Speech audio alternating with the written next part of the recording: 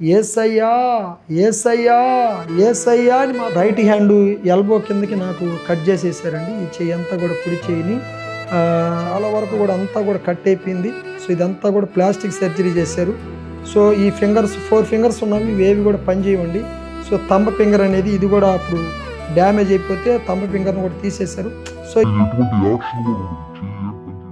So ఆ iron దాని ద్వారా నా బాడీలోకి అంతా కూడా పవర్ సప్లై 11 kV అనేది నా బాడీలోకి వెళ్ళిపోయిందండి. బ్లడ్ అంతా వేసుకొని వస్తున్నారు.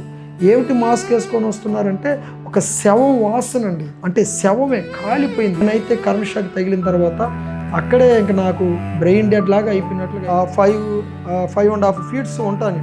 సో అటువంటిది ఎంత అయిందంటే ఒక రక్తపు ముద్దలాగా అయిపోయింది, చిన్న ముద్ద అయిపోయింది. సో హాస్పిటల్కి తీసుకెళ్ళినప్పుడు కూడా అంబులెన్స్లో ఒక ముద్దను తీసుకెళ్లారు అంతే. ఎక్కడ తగిలితే అక్కడ కన్ను కూడా వచ్చేస్తాను. భయంకరమైన షాకు నా జీవితంలో ఎప్పుడు కూడా నేను చూడలేదు. సో నెల్లూరు అంతా కూడా నన్ను హాస్పిటల్స్ తిప్పారు.